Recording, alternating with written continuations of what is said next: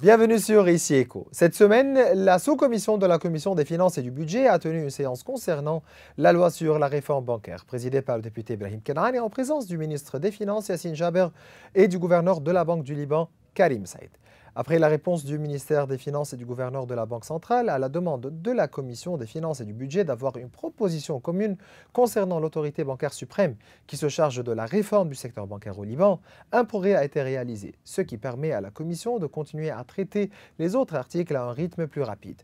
Un accord a été atteint sur une proposition commune rédigée par le gouverneur de la Banque du Liban, Karim Saïd, qui a été longuement discutée en commission. Il a été convenu de créer une autorité unique, l'autorité bancaire suprême, et de suivre l'avis du gouverneur concernant son indépendance avec une distinction entre une chambre pour les affaires liées aux procédures de sanctions dans les conditions normales et une chambre spécialisée pour la crise financière et bancaire qui touche au secteur et nécessite une réforme.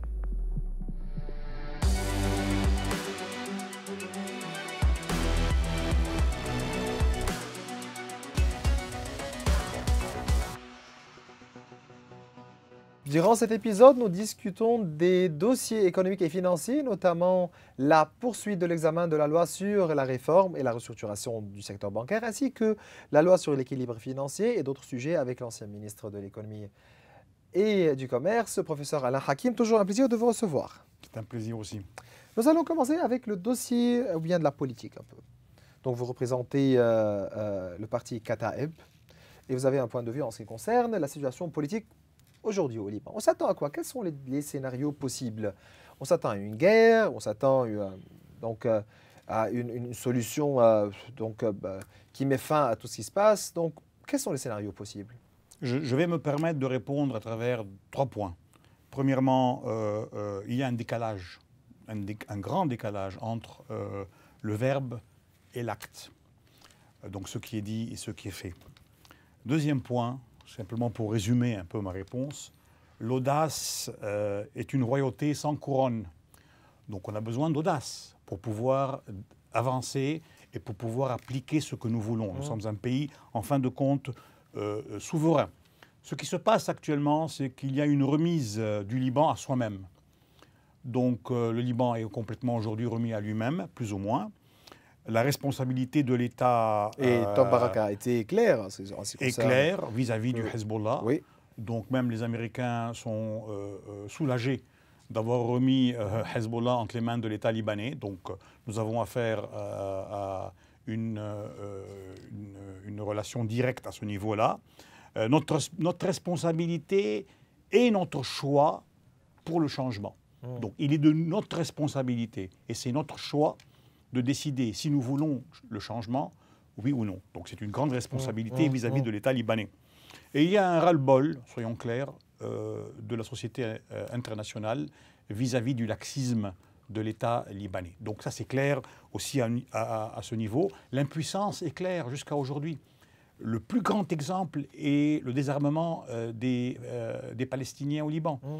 Des groupuscules palestiniens au Des Liban. milices palestiniennes. Et cette remise à des dates ultérieures de la remise des armes à ce niveau-là. Donc, et en fait, il y a encore ici un point essentiel. L'exagération de la gratitude de Thomas Barak fait peur. Est une sonnette d'alarme. Fait peur. Donc voilà en résumé notre point de vue à ce niveau-là. Pourquoi ça fait peur? Parce que, bien entendu, le fait que l'État soit remis à lui-même, que le Liban soit remis à lui-même vis-à-vis du Hezbollah, va entraîner... Il voulait dire quoi? Les Américains veulent dire quoi? Il est très probable de relire, de remettre en question l'accord de cessez-le-feu qui a eu lieu il y a 7 mois. Donc il est très possible que... Et qu'est-ce qui va venir à sa place? Quelle sera la solution des interventions israéliennes de plus en plus ciblées vis-à-vis du territoire libanais? Pourquoi? Parce que jusqu'à aujourd'hui, les armes n'ont pas été remises à l'État libanais. Ou tout au moins, il n'y a pas eu un plan de remise des armes à l'État libanais. Et c'est très inquiétant. Donc, ceci. Remettre le dossier entre les mains du gouvernement, on s'attend à quoi? Donc, de ce gouvernement, prendre une décision. Mais si cette décision est prise, est-ce que ce gouvernement, est-ce que les autorités libanaises ont les compétences d'appliquer toute décision en ce qui concerne le désarmement du Hezbollah? Comme je disais, il faut de l'audace. Aujourd'hui, on a le vent en poupe. Toute la société internationale, toute la région en général appuie le Liban et l'État libanais et le gouvernement libanais Le gouvernement libanais se doit de taper sur la table et aujourd'hui d'exiger qu'il y ait un plan de désarmement immédiat. Regardons ce qui s'est passé aujourd'hui avec le parti des travailleurs kurdes, qui est en train de remettre ses armes au niveau de l'État turc. Donc, il y a une décision historique. Il y a un État qui est en train d'appliquer sa souveraineté, malgré peut-être aussi le droit des Kurdes à leur indépendance ou autodétermination. Mais néanmoins, il y a un État qui est là, qui est en train de dire « je suis ici ». Aujourd'hui, qui est en train de dire que je suis ici en tant que Liban, en tant qu'État libanais? Voilà pourquoi, excusez-moi, il est exigé qu'aujourd'hui même, à travers le Conseil des ministres qui a lieu, qu'il y ait des ministres qui tapent sur la table et qui exigent sur quoi le désarmement.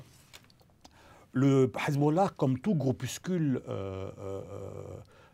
je vais dire terroriste, comme il est, non, c'est pas moi qui le nomme, c'est la société internationale qui le dit, et tout comme tout groupuscule militaire, est en train de travailler sous la table, calmement, en train de se remettre sur pied d'une manière ou d'une autre, et en train d'essayer de gagner du temps.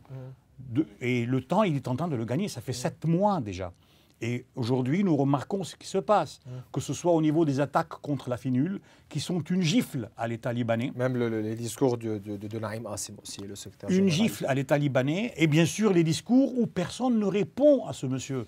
Il est exigé aujourd'hui que nous avons des ministres à l'intérieur, qu'il y ait des ministres qui répondent à M. Naïm Kassim, mais qui lui disent qu'il a tort. Vous êtes représenté dans ce gouvernement, même aussi les forces libanaises et autres. Donc, comment réagir? À mon avis, la réaction va avoir lieu, mais néanmoins, ceci n'est pas le but.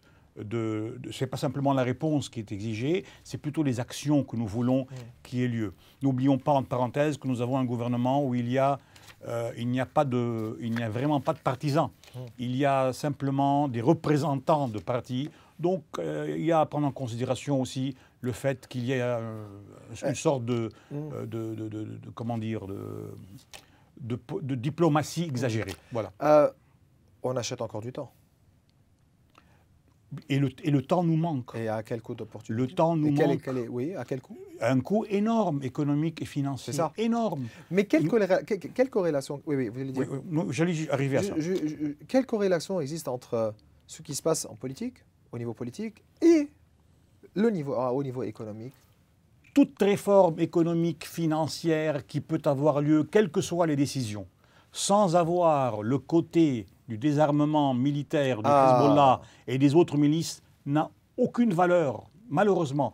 Parce que le but des deux est de pouvoir créer un genre de confiance vis-à-vis de l'État libanais, de développer une certaine stabilité. L'une ne peut pas avoir lieu sans l'autre. Personne ne nous aidera au niveau financier tant que nous sommes dans cet état-là. Donc, réforme sans désarmement ne va aboutir à rien. Réforme administrative, réforme économique et financière, désarmement. Ce sont 3 piliers inébranlables. Et priorité, désarmement, réforme? À mon avis, tout doit être en parallèle, parce que bien entendu, chacun fait son travail. Donc le désarmement peut être décidé en Conseil des ministres au niveau d'un plan clair, net et précis, montrant un sérieux de l'État libanais et montrant une certaine volonté de l'État libanais. Mais tant que nous sommes face à une impuissance pareille, encore une fois, je reviens à ce que j'ai dit, l'audace est une royauté sans couronne, c'est-à-dire on a besoin d'audace, on a besoin de courage pour taper sur la table et dire que l'État libanais veut. Qu'est-ce qui va se passer? Guerre civile? J'en doute. Il faut qu'il y ait 2 parties. Il n'y a pas de 2 parties. Encore un mot seulement à ce niveau pour la guerre civile. Pour une guerre civile, il faut qu'il y ait 2 parties. Il n'y a pas 2 parties. Il y a un parti qui refuse de suivre l'État et il y a un État. Donc automatiquement, ici, nous faisons face à un parti insurrectionnel. Nous faisons face à un parti dissident, à la limite terroriste. Vous pensez que la Syrie nous a dépassés? Aujourd'hui même, je vais donner un exemple, durant la visite de M. Thomas Barak à la France et au ministre des Affaires étrangères, M. Jean-Noël Barrot, ils ont discuté d'abord au niveau du Liban de l'accord de cessez-le-feu.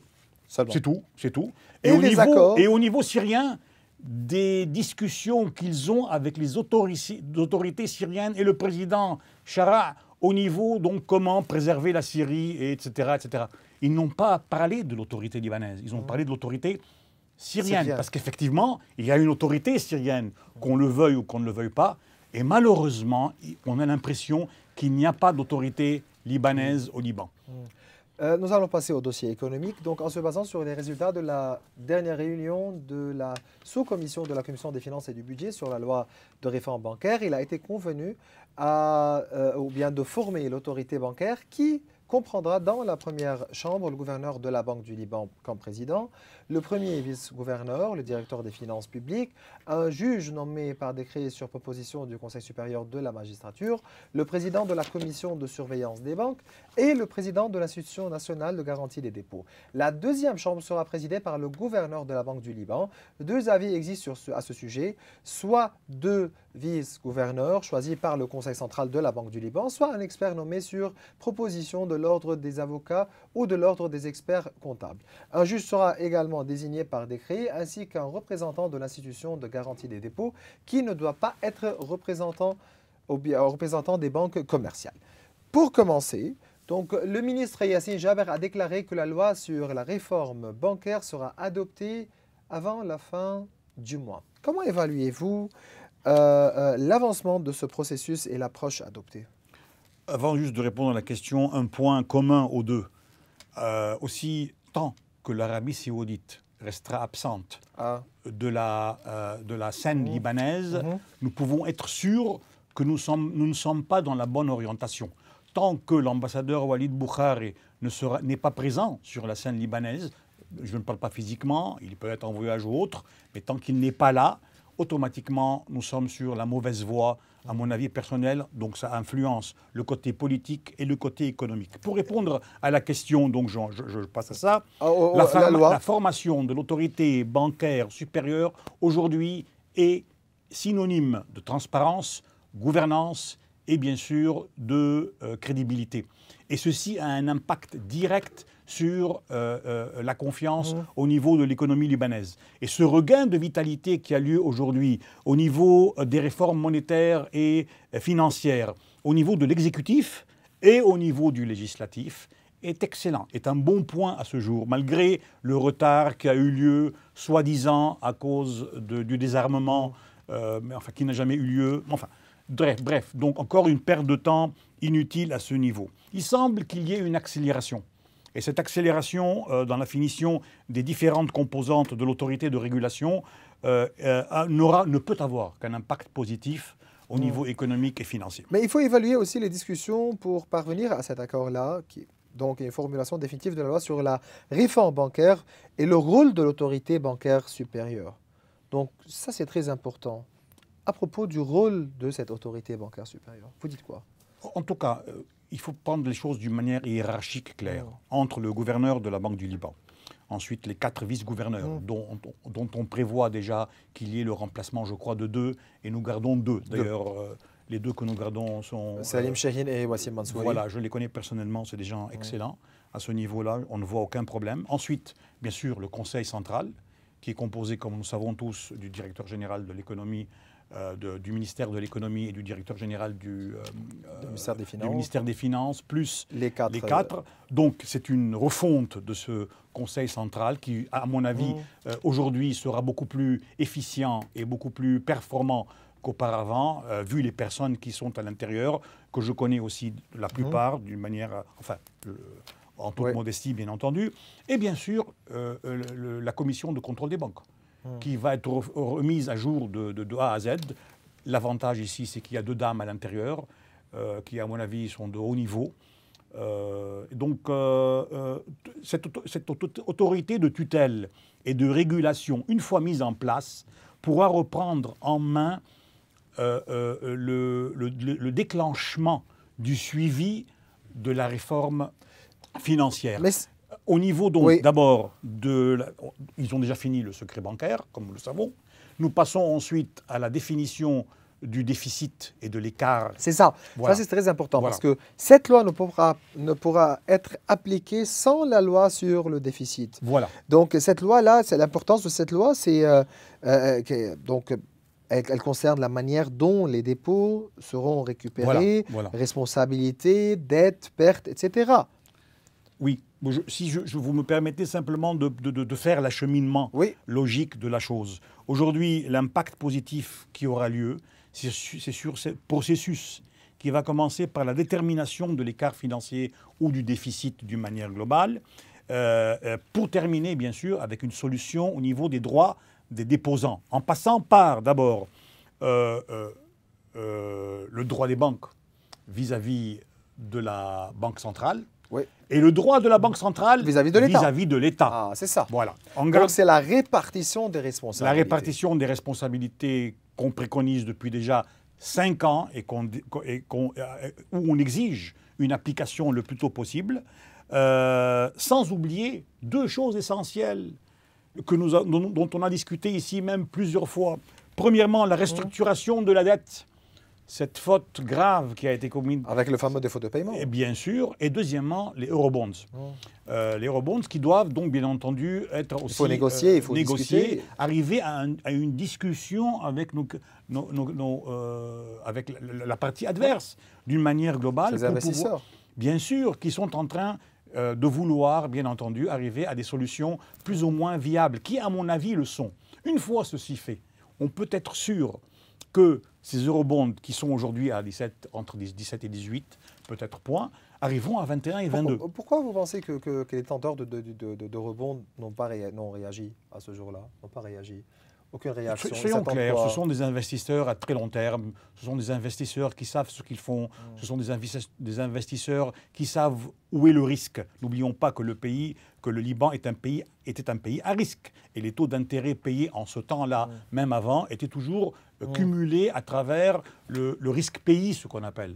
Donc ce risque pays est connu de tous, et ces gens ne sont pas pressés, et savent qu'éventuellement, il y a toujours un risque, il y a possibilité que ces eurobonds, bien sûr, augmentent d'une manière très rapide. Ce qui est important aujourd'hui, c'est la restructuration de la dette. Aujourd'hui, l'important est de montrer un sérieux vis-à-vis de l'acheminement, le déroulement du processus de remise en place financier et économique de l'État libanais. Ni plus ni moins. Montrons une bonne volonté. Même chose au niveau du désarmement. Essayons de montrer une bonne volonté. Encore une fois, je reviens à la question de l'audace. Après 7 ans, 7 ans, voilà. encore espérer montrer, voilà. donc ça... Voilà. Et ceci peut calmer aussi les déposants. Ouais. Parce qu'ils savent que l'État a à cœur le fait de rembourser ces dépôts d'une manière ou d'une autre. Les solutions sont toutes là. Elles sont viables. Elles ne sont pas, encore une fois, parfaites. Mais bien entendu, elles sont existantes. Et il faut bien sûr prendre ceci en considération pour calmer les déposants, calmer l'économie, reprendre le cycle économique, normaliser les relations avec le secteur bancaire. C'est pour ça il faut insister que le gouvernement doit accélérer la présentation du projet de loi sur l'équilibre financier au Parlement. On nous a promis, bien entendu... ça fait des semaines. Oui, enfin, on nous a promis... On a entendu hier le président du comité Finances et Budget et bien sûr du ministre Yassine Jaber, qui a dit que ceci sera effectué d'ici la fin du mois. Enfin, nous espérons. Moi, j'aime parler de réorganisation du secteur bancaire. Et la restructuration ne veut rien dire. En fait, il s'agit de refinancement, ni plus ni moins. Les banques n'ont pas besoin de structures, elles les ont. C'est important. Ça, c'est important. Vous dites que le terme restructuration n'est pas valable. Pourquoi le problème est un problème de structure. Le problème est un problème d'organigramme. Le problème est un problème de gestion. Le problème fondamental qui a eu lieu est un problème au niveau étatique qui a eu lieu. Donc, passons retour ici à une crise systémique. Bien sûr, la crise ne peut être que systémique. Donc, elle a couvert tout le monde. Et bien entendu, il ne s'agit pas simplement d'une restructuration des métiers bancaires. Ça me fait rire parfois quand on dit une chose comme ça. N'oublions pas que jusqu'en 2019, 90% ou 80% de nos étudiants finissaient dans des institutions bancaires. D'où les différents métiers qui existaient à l'intérieur. Je ne défends pas les banques, mais c'est la vérité. C'est la vérité. Donc il faut prendre ça en considération, c'est tout. Le projet de loi sur l'équilibre financier prévoit principalement la récupération des dépôts et la répartition des responsabilités.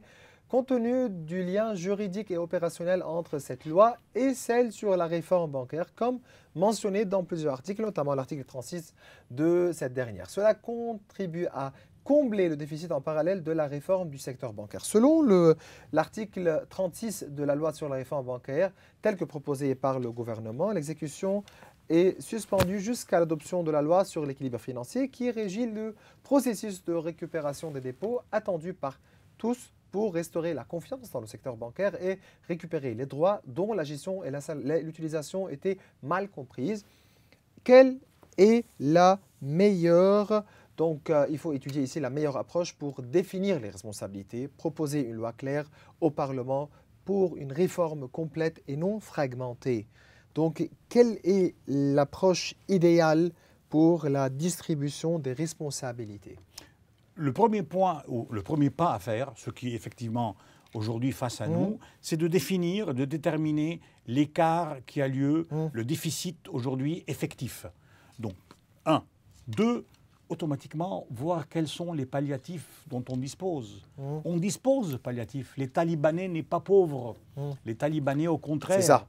L'État libanais, je ne dirais solvable. pas, est solvable. Il n'est pas riche peut-être. On avait un problème de liquidité, mais non de solvabilité. Nous sommes plus solvables que beaucoup de pays autour de nous. Je peux garantir ceci. Entre nos réserves, entre... les dépôts en or. Pardon? L'or. L'or, bien sûr. Ouais. L'or, j'allais y arriver, Ouais. mais en dernier lieu. L'or, les dépôts des Libanais à l'extérieur. Et ensuite, l'argent entre les mains des Libanais. Prenons en compte qu'aujourd'hui même, le cycle économique est en train de tourner, lentement, mais il est en train de tourner. La Banque mondiale a dit qu'il y aura une croissance positive bientôt. Dû à quoi? L'initiative personnelle. Moi, je crois aux capacités des Libanais de résoudre leurs propres problèmes. Je crois en la capacité des Libanais de rendre l'argent aux déposants. Simplement un peu de sérieux, simplement un peu de volonté, simplement un peu de planification. Quelle est l'importance de l'approche du gouverneur de la Banque du Liban, Karim Essed, en ce qui concerne la préservation de l'indépendance de la Banque centrale? Il est clair que depuis sa prise en charge, ceci est une pierre d'achoppement de la mise en place de l'autorité bancaire supérieure d'une manière globale, au niveau des conseils et des comités, etc. Donc cette approche qui est très normale, très logique, et qui doit refuter et refuser toute ingérence politique ou autre au niveau de la politique monétaire de l'État qui est gérée par la Banque du Liban. L'exemple actuel que nous voyons, c'est ce qui se passe aujourd'hui aux États-Unis, entre le président et bien sûr la trésorerie américaine. Donc il est aberrant de discuter de l'indépendance de la Banque du Liban ou de son non-indépendance. C'est aberrant. Illogique. La Banque du Liban a émis une circulaire demandant aux banques opérant au Liban de s'abstenir de verser tout montant provenant des comptes en devises étrangères constitués avant le 17 novembre 2019. Elle exige que cette directive soit appliquée même aux dépôts transférés vers une banque après cette date, lorsqu'ils dépassent les plafonds fixés dans les textes réglementaires émis par la BDL. Toutefois, une exception est prévue. Une banque peut déroger à cette règle si elle obtient une autorisation écrite et préalable de la Banque du Liban. Comment expliquez-vous le contenu de cette circulaire, son importance générale? Non, il est très normal qu'en l'absence de la fameuse loi du capital control, du contrôle des capitaux, il y ait des directives de la Banque du Liban qui sortent pour donner, bien sûr, une limitation à ce qui se passe sur le marché. Je trouve que cette directive était à sa place. Il y en a bien sûr d'autres qui doivent être aussi éditées le plus tôt possible, parce que, bien entendu, encore une fois, la Banque du Liban est en train de fonctionner sans, bien sûr, carcan étatique, donc sans protection étatique d'une manière globale, vu le contrôle des capitaux qui n'existe pas. Nous remarquons, enfin, nous n'inventons pas la poudre. Hier, la France a émis des directives concernant le transfert entre comptes. Donc il est clair qu'aujourd'hui, vis-à-vis de la société internationale, surtout au niveau économique et financier, il faut que nous ayons une certaine transparence et une certaine, une certaine conservation en termes d'approche au niveau donc des flux financiers qui ont lieu d'une manière ou d'une autre selon les directives internationales. Donc nous essayons, enfin nous, les Libanais, le Liban essaie autant que possible, à travers sa banque centrale, de répondre à ces exigences d'une manière ou d'une autre, en gardant en tête bien sûr certaines propriétés ou plutôt particularités au niveau du secteur ou du marché libanais. Ma dernière question, d'ici quelques mois, on s'attend à la décision de Gafi en ce qui concerne la liste noire. Est-ce que le Liban peut-il espérer en sortir dès octobre prochain de cette liste? Les efforts qui sont faits actuellement pour sortir de la liste grise, n'ont pas beaucoup mené à grand-chose jusqu'à aujourd'hui, malgré les efforts qui ont lieu. À mon avis, tant que nous continuerons à avoir un pourcentage aussi élevé d'économie du cash, nous ne parviendrons pas à sortir de ceci. Ça va aller de mal en pis, à mon avis, à ce niveau-là. Mais néanmoins, encore une fois, si nous reprenons les trois grands critères, le désarmement, les réformes économiques et financières, les réformes au niveau donc, de la direction de l'État, automatiquement, je peux assurer que nous sortirons de ces deux listes. Bien voilà, professeur Alain Hakim, vous êtes ancien ministre de l'économie et du commerce. C'est toujours un plaisir de vous recevoir. Le plaisir est le mien. Bien voilà, mes chers téléspectateurs, nous arrivons à la fin de cette émission. Vous pouvez revoir tous nos épisodes sur nos réseaux sociaux. Au revoir.